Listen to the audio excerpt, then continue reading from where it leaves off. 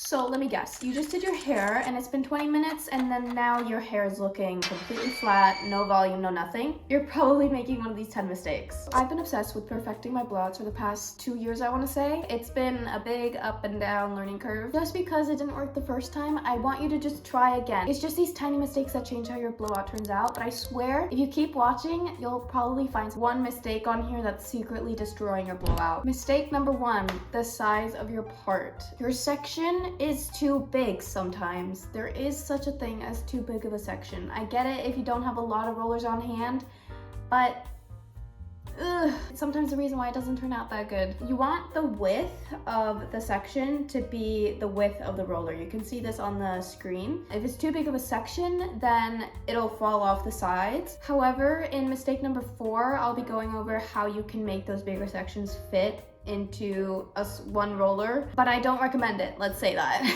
Mistake number 2, the size of your roller. I just did a video on this comparing my smallest size roller and my biggest size roller, and there was a difference. If you're looking for more of a tighter curl and a long lasting blowout, go for the smaller roller. If you're looking for more of like a flowy, less lasting, but just a little bit of curvature to your hair, I recommend a bigger size roller. But also, we found from that video that a specific size roller is best for your roots right here. So go check that out. Mistake number 3, the direction of the curl. I like to do all my curls away from my face. Sometimes I do a little mix and match where I have some going towards my face just to create more volume, but I often just do it away from my face.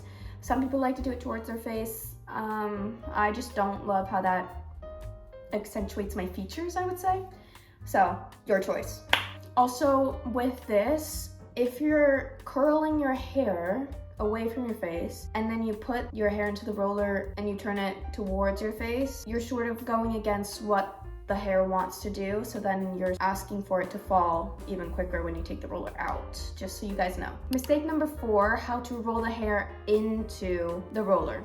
Basically, after you've curled your hair, you need to make sure that you place the hair. You need to make sure that it's smooth and there are no kinks in it. And then you want to use as much tension as possible. If you're not using tension, the curl won't really stay. So you want to make sure to lay it flat, keep tension, and then slowly roll up. I like to sometimes help the hairs that are flying outwards. Again, like I was talking about before, if your section's too big, like the width of it is bigger than the width of your roller, I like to always I roll it upwards and then I twist the roller either 180 degrees or 360. I normally do 360, a whole turn, and then keep rolling upwards after that. That means that when you get to the top, when you want to pin it, there's not as much hair all over the place and collapsing over the sides, so then it won't get caught in other rollers. I don't know if I explained that well, but it's really helpful when you're on a budget or you're traveling and couldn't bring many rollers with you, but I really recommend that if you're using bigger sections. Mistake number 5.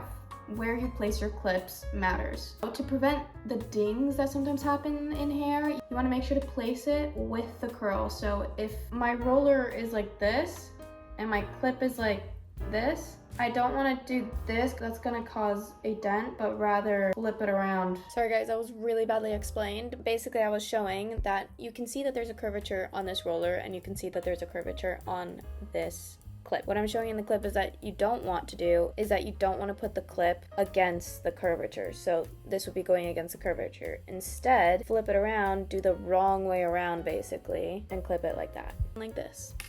Also, a second thing with these clips is that you want to be placing the clip with the root as much as possible, because you don't want to, if there will be dings, you'd rather have it right at the root than down the grain of your curl, if that makes sense. Having this clip closer to the root means that there will be more of a lift at the root as well. Mistakes number 6, leave your rollers in for a while. Oh my god. I don't like to do less than an hour. I like to keep my rollers in for at least an hour, maybe even 3, because you can do stuff when your hair is in the rollers. Like there's no problem. I always do my makeup when my hair is in the rollers because I'm gonna be waiting that time either way. Why not do my makeup during that? So my way of doing stuff is rollers, makeup, take out hair, outfit. I don't know if that's controversial, but that's the way I do it. Your hair needs time to cool down and settle in the shape that it's formed in the roller. So that's why you want to keep it as long as possible. Also, I just find it convenient, I guess, because I can do other stuff with it. But yeah, leave your rollers in. Mistake number 7, how you take out the rollers. That's a very important thing. You don't just want to pull it out. That's gonna damage your hair really badly. Also, if you put them in sort of badly, taking them out like that, ouch, no, that's definitely gonna hurt.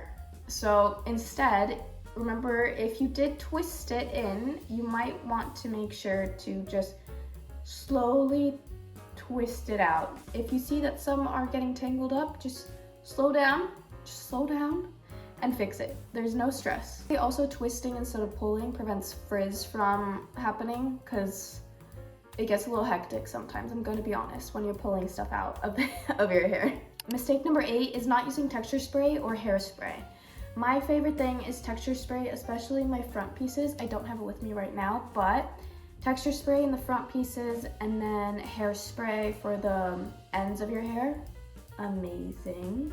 I can't recommend it more. Texture spray, it helps keep the volume in your head and then also keeps the longevity of the hair as well. Mistake number 9, you're not adding any oil. You need to add some oil. I sometimes don't add oil, I'm gonna be honest, but if you want that silky smooth blowout, add the oil. Not a lot. That's also something that people do. Sometimes they add a little too much and then it gets greasy in the span of 4 hours. That's not what we're looking for. That's not what we're looking for.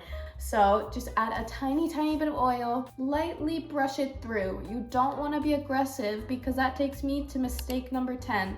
Don't brush your curls out. Don't brush them out with an actual brush, please. They're gonna fall out either way. So try not to disturb them as much as possible. Just do a little 1-2, 1-2 with your hands, nothing else. Otherwise, you're loosening up the wave and then it's not gonna last as long and then you're gonna be wondering why didn't it last so long? It looked so good. No, just don't brush it out, please. If you do really need to brush it out or something, just lightly detangle it with your fingers, nothing more than that. Maybe just do a flip or 2 over your head. That's normally what I do, and that's the most of it. That's it. Really, that's it. So basically, these are the 10 things that I wish I knew when I started doing my hair, because it was a bumpy road. I'm gonna say it was a bumpy road, but we got there in the end. Right now, this is day 2-3 hair, and I'm in love. Let's just say that. See you next time.